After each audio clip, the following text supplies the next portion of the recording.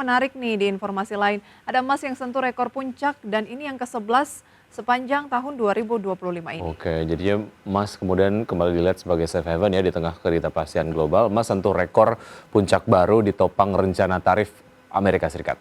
Nah, dengan demikian pemirsa, ini adalah rekor tertinggi ke-11 sepanjang 2025. Sementara Amerika Serikat juga jatuhkan sanksi untuk Iran yang kemudian membawa harga minyak berjangka terangkat.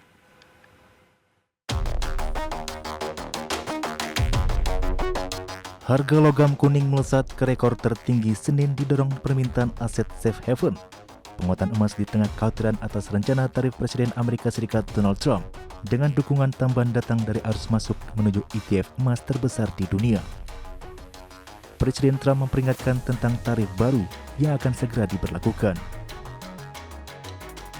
Rencana ini secara luas dipandang sebagai picu invasi dan dapat memicu perang dagang, sehingga meningkatkan permintaan untuk aset safe haven seperti emas batangan.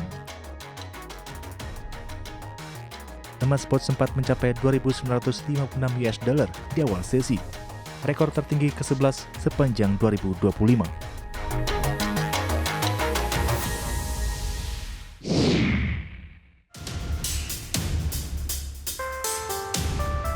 Sementara Amerika Serikat juga jatuhkan sanksi untuk Iran yang membawa harga minyak berjangka terangkat.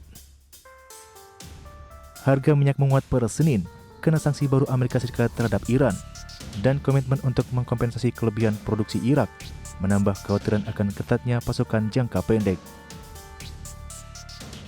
Hal ini membantu pasar memulihkan sebagian kerugian tajam sesi Jumat. Minyak mentah berjangka Brent patokan internasional ditutup naik 0,5%. Menjadi 74,78 US dollar per barel pada Selasa pagi waktu Indonesia Barat. Sementara patokan Amerika Serikat minyak mentah berjangka West Texas Intermediate naik 0,4% menjadi 70,70 US dollar per barel. Departemen Keuangan Amerika Serikat pada Senin melakukan putaran sanksi baru yang menargetkan industri minyak Iran. Sentimen ini berdampak pada operator tanker dan pengiriman yang menjual dan mengangkut minyak bumi Iran.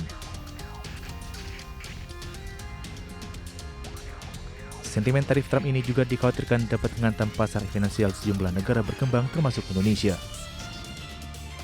Hal ini dibenarkan Raj Kumar, pakar pembangunan global dan bantuan internasional, yang ia kemukakan beberapa waktu lalu dalam Managed Security Conference 2025.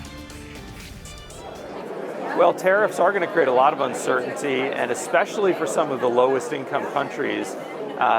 These are countries that may not have the same tools and flexibility in their economy to respond.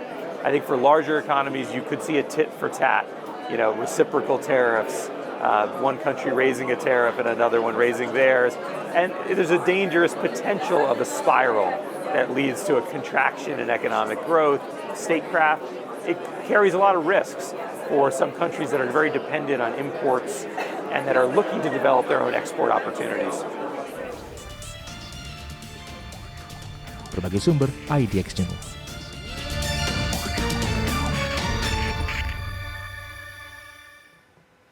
Masih soal tarif UI yang diperkirakan akan lebih banyak berdampak negatif ke negara-negara yang berkembang lah seperti Indonesia mungkin.